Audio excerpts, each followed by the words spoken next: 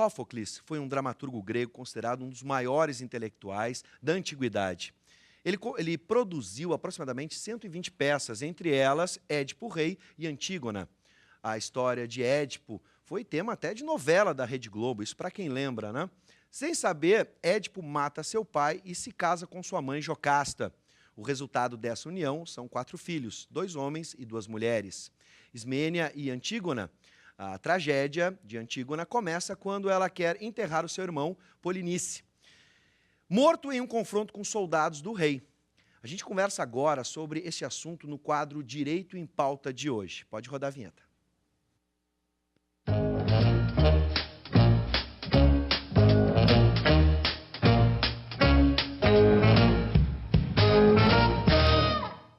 A peça Antígona traz o embate entre o direito natural, baseado na antiguidade, nas leis de Deus, e o direito positivo, ou seja, aquele que está escrito nas leis aprovadas pelos homens. Cumprir a lei injusta ou infringir em nome da justiça? Boa noite, professor Paulo Regis, seja bem-vindo. Boa noite, Bibi. Sempre uma alegria estarmos juntos aqui para tratar mais um tema jurídico. Bem, hoje nós vamos receber o professor Donaldo Schiller.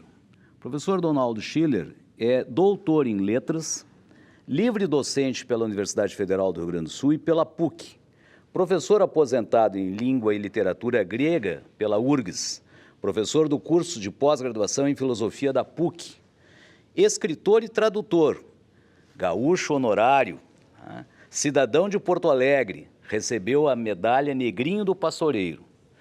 Recebemos também o professor Ítalo Nunes Ogliari, mestre e doutor pela PUC, escritor e coordenador do curso de Letras, Inglês e Literaturas da Língua Inglesa da nossa universidade, UBRA, no campus de Canoas.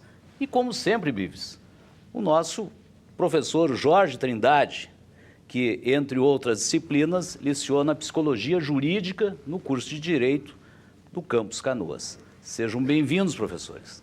Uma honra recebê-los. Vou começar com o nosso convidado especial, o professor Schiller. O senhor participou da tradução da obra Antígona. Como foi esse trabalho, como ter feito parte dele, como foi ter feito parte da tradução desse livro, que ainda é tema de discussão no estudo das letras e também do direito, professor? Na verdade, foi uma exigência. A maior parte das coisas que eu faço é que alguém pede. A editora pediu. E os editores são muito sensíveis.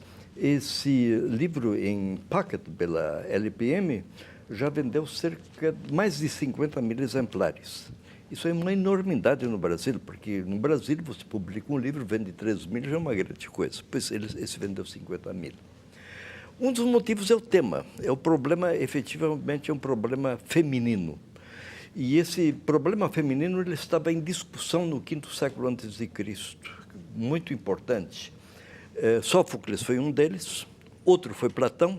Platão dizia que a mulher devia ter a mesma formação que o homem e que devia participar, inclusive, de exercícios militares, de modo que a questão feminina estava em discussão. Um comediógrafo muito importante foi Aristófanes. Aristófanes entendia, ele escreveu comédias em que ele fazia com que as mulheres faziam parte da Assembleia Pública. Quer dizer que são coisas que estavam completamente fora de toda a situação concreta. Mas esse pensamento de que a humanidade poderia ser diferente era isso que estava em discussão e isso que faz a atualidade de um desses textos, que é Antígona. Perfeito, professor. Uma lei justa e uma situação de lei injusta. Uma situação em que eu tenho que cumprir uma tradição, uma divindade, um culto à divindade, e uma situação que se projeta na vida de hoje, o justo e o injusto. Como é que o senhor enxerga, professor Schiller, a vida de hoje, com essa projeção, ou seja, desde o teatro grego, será que nós não estamos vivendo um novo teatro grego na atualidade? Sim, de fato nós somos uma invenção na Grécia. O tribunal é uma invenção grega, o teatro é uma invenção grega, a retórica se desenvolveu na Grécia, de modo que a Grécia está presente em setores em que nós não imaginamos que ela estivesse presente. A questão da justiça foi a outra questão em discussão. Platão discute a questão da justiça numa obra na República de Platão, que é uma das obras fundamentais também. Pois bem, agora veja o que se dá em Atenas, é o problema da democracia. A democracia já não estava fundamentada num direito natural. Desde os sofistas, a democracia se funda sobre o discurso. Sem discurso, não há democracia, nem na antiguidade, nem hoje, com méritos e deméritos. O que era temido na Grécia era o advento de um governo totalitário, de um governo ditatorial, representado pela figura central de Antígona, que é Creonte. Na verdade, Creonte é um ditador. Ele esmaga todas as vozes masculinas. E a revolta vem de um lugar onde não se espera, da mulher. Quer dizer que esse é o problema da discussão da mulher. Qual é a importância da mulher dentro da comunidade? Quando a mulher não exercia atividade pública, a novidade de Sófocles é colocar efetivamente a mulher dentro da atividade pública, na falência de toda a autoridade masculina. E aí começa a situação da justiça. É justo segregar quem quer que seja. É justo segregar a mulher. Era outra coisa que estava em discussão. E é por isso até mesmo que a gente questiona, professor Schiller, se é possível afirmarmos que Antígona representa uma ideologia embrionária do que hoje e antigamente, mas especialmente hoje, a gente fala sobre direitos humanos. Sim, perfeito. Não só direitos humanos, mas também o direito do indivíduo.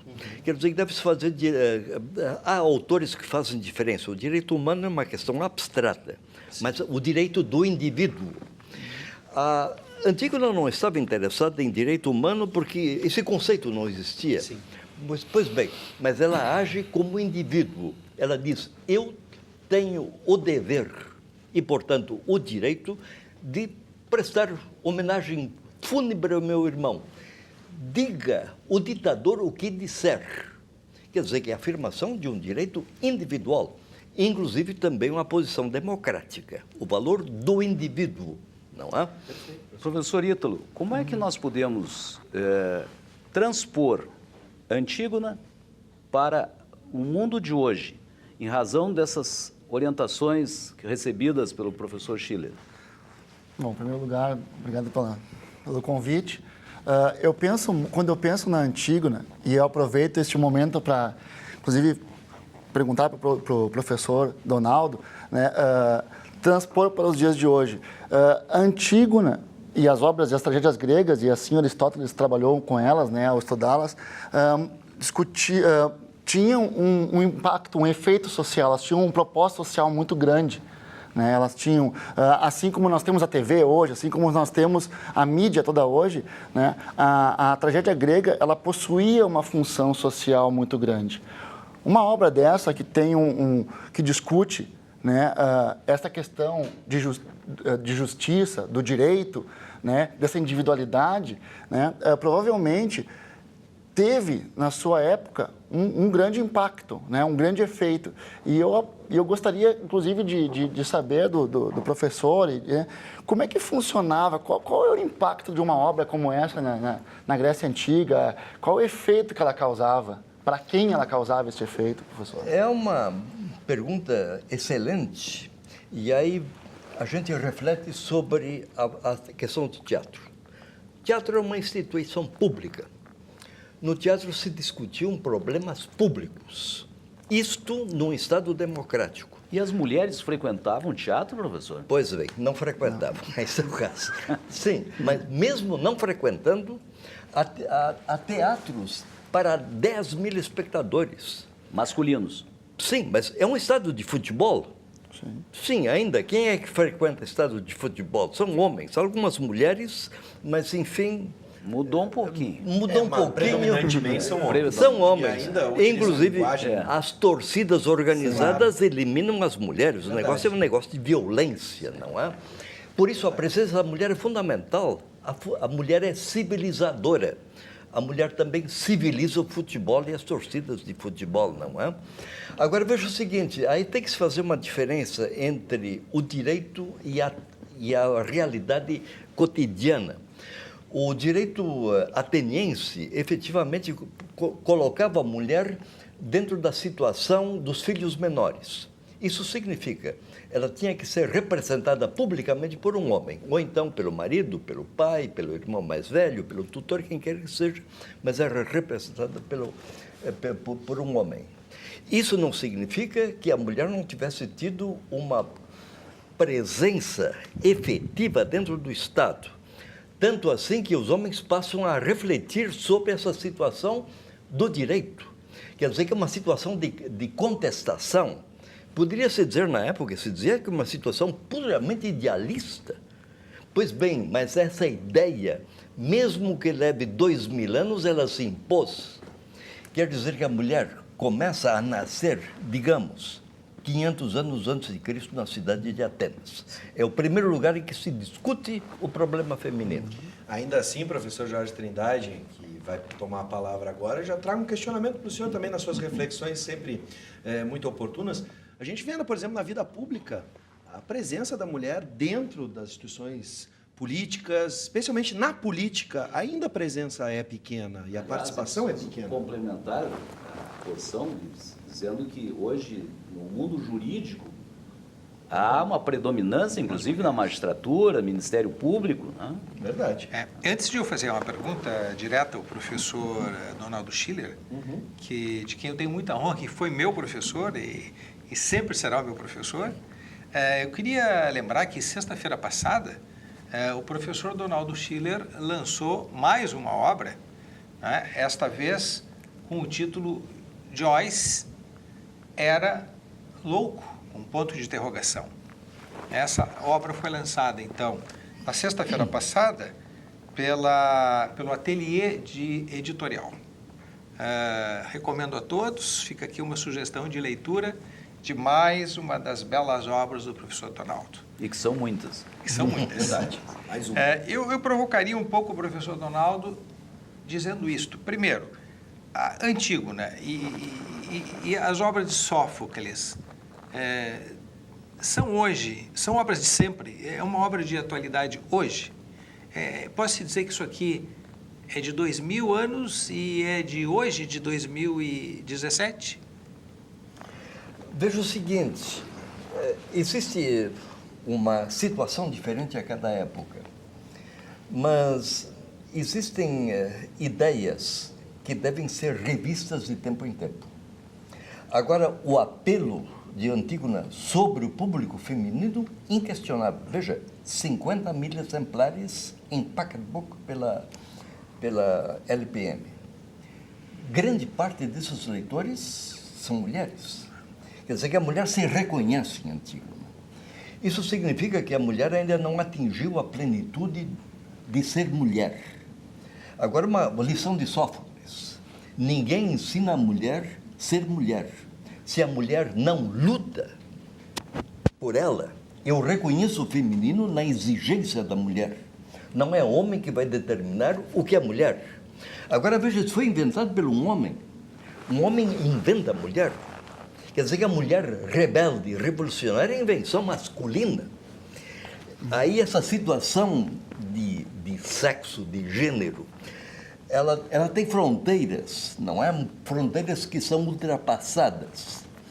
Mas o que nos aproxima da nossa época, da época de Sófocles, e isto vale para a democracia, quer dizer que com todos os defeitos que a nossa democracia apresenta, isso pode ser sinal de todas as democracias. A democracia nunca é um estado tranquilo, mas é de gente que luta. E sem luta, sem exigência de indivíduos, não existe democracia. Quer dizer que essa situação igualitária... Isso é perene, não é? Enfim, o democrata é um lutador. E não é uma situação fácil. É mais cômodo eu ficar em casa, cuidar das minhas coisas, cuidar da minha vida privada. Quer dizer, o que faz a Antígona? Sai do território privado e vai da vida pública. grande parte de nós homens se comporta como mulheres. Cuidamos das nossas coisas, ficamos em casa. Isso é comportamento, enfim, de uma mulher que Antígona recusa. Tem algo muito interessante nessa questão da universalidade da obra literária, da plenitude dela, que é o que dentro da literatura a gente chama numa obra de o conflito dela. Enquanto o conflito dela existir, esta obra vai se manter atual. Perfeito, né? perfeito. O conflito da mulher na sociedade ainda é vivo. Perfeito. Né? A luta da mulher pelo seu direito, pelo seu espaço, por tudo que ela... Que envolve a questão de gênero, ainda é muito vivo. Então, enquanto isso existir, esta obra vai se manter. E o papel do destino, professor, na tragédia? Sim, perfeito. Agora veja o seguinte, é uma situação complicada. Agora veja, destino existe na antiguidade como hoje. Eu não pedi para ser brasileiro, eu não pedi para falar português, eu não pedi para ler o que eu li. Quando eu passava para a escola, o professor me mandava ler. Isso é destino. Quer dizer que, enfim, agora veja o seguinte, ou eu me submeto a esse destino, ou eu protesto contra ele. A Antígona tinha uma formação como eu tinha. Isso na antiguidade se dizia como destino. Ela luta contra todas as suas adversidades. Era de uma família, enfim, contaminada, da família de Édipo. Ela luta contra essa situação. Ela nasceu nas piores condições, porque era uma filha incestuosa. Agora, veja, não é uma heroína, não é uma nobre. É efetiva uma pessoa sacrificada desde a nascença. E justamente ali, de um lugar onde não se espera, aparece a rebelião. Quer dizer que nós não temos que nos queixar das nossas situações adversas. Se as coisas são ruins, é porque eu sou ruim. E o conflito do destino, justamente, é aquilo que estava na família do Édipo, porque o Édipo também tenta fugir do seu destino, que era, né, matar o seu pai e casar com a sua mãe. Aí está a gênese de todo o problema da família do Édipo já. Né? Agora veja o seguinte, todos nós que fazemos alguma coisa em algum lugar, nós, de alguma forma, estamos em conflito com o destino. Claro, é uma guerra. Exatamente. Isso mesmo. Mas os fatos, normalmente, eles estão sempre em constante repetição. Muda o século, mas Sim. os fatos se repetem. Sim. Então, exatamente esse quadro, né, essa insatisfação que ela demonstrou ao ditador, aquele que comandava a cidade na época, Sim. hoje esse conflito entre o direito natural, né, e o direito positivado, nós estamos vivendo hoje.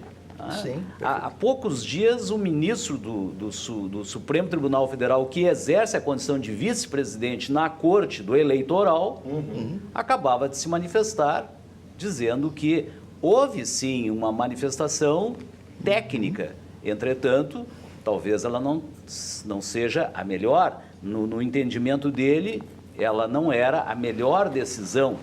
Precisava haver um pacto naquele momento, era necessário. O ministro Luiz Fux, foi ele que disse isso. Pois é. né? E aí fica a questão final, para a gente encerrar nossa conversa. Infelizmente o tempo está acabando, mas uma discussão contemporânea hoje. Né? É admissível que os juízes se limitem a julgar apenas o que está no papel, o que está na lei, ou possam tomar uma outra decisão a partir de outros elementos?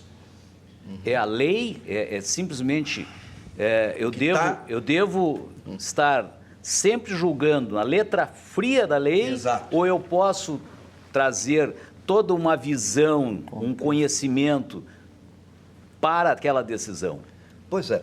Enfim, se não fosse assim, o melhor juiz seria o computador, não? Você bota todas as Seria um informações lá autômato, dentro, né? assim, Aperta no botão. Claro, perfeito. Aí não tem Faz por juízes produção. Claro, perfeito. Enfim, existem milhares de processos há anos nos tribunais. Bota o computador lá dentro, em 24 horas você resolve tudo, não é? Verdade.